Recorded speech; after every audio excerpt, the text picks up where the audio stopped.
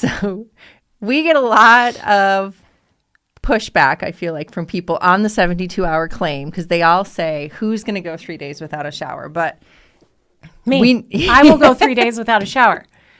And I will You're going to get skewered for that. I know. People hate me for this. They hate you for this.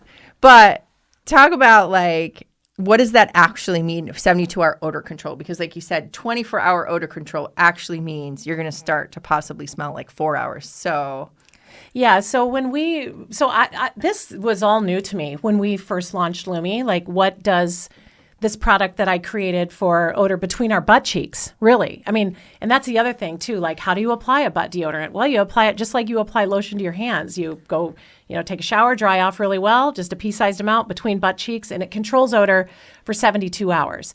But then when we were looking at, and it controls odor, but I didn't know like how long and what I knew it worked really well though. Like, all my friends and family said this works really well. Like it makes my lady bits smell like nothing at all. Like someone said like, when you scratch and sniff and you can kind of tell that there's something there, time to take a shower. They're like, when I scratched and sniffed, there was nothing. And I was like, okay, we're on to something. Yeah. So when we were clinically testing it, we went ahead and just tested it for underarms and feet. And we found that it was outrageously effective. For an aluminum-free deodorant, we have never found a deodorant more effective than Lume, and we've tested, if you can think of the name, we've probably tested it against Lume.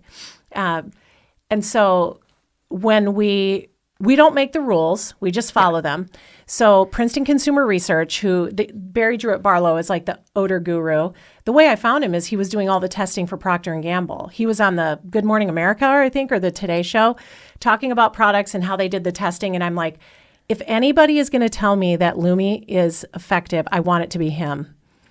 Because he's looking at like Secret, Dove, the big CPG brands. Yep. And I want to know that when someone is defining Lume as good, that they mean it. And they've followed protocols and they're not just like making this stuff up, right? Yep. So initially, when we did our testing, we only asked for 48 hours. Like, because I thought we were 48-hour odor control based on mine with our initial formula that we had when we launched. I thought, well, 48 hours. You don't even see aluminum-free deodorants really saying that they work this well. No. So I felt like, 24 hours seemed like everybody's saying that. And I know it's better than that.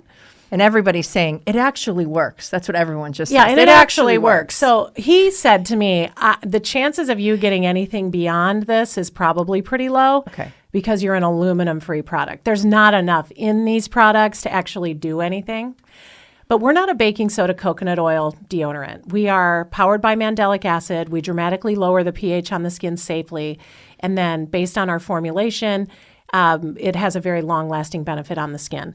So we put a stake in the ground and said, let's see what we can do for 72 hours. And he called me after the testing. He was like, darling, he's from the UK. And he's like, you are really onto something here. And he called me at home and said, I have tested hundreds of brands of deodorant, different versions of different products. You are really onto something here. And I think you could have gotten 70, because we just went for 48. Yeah. He's like, I think we could have extended the study another day, and I think you would have prevailed. So that's what we did. And sure enough, we got 72-hour odor control. And the way odor control studies work, there's 4 odor judges. Protocols are followed. It's not like Is this their full-time job? They're body part sniffers.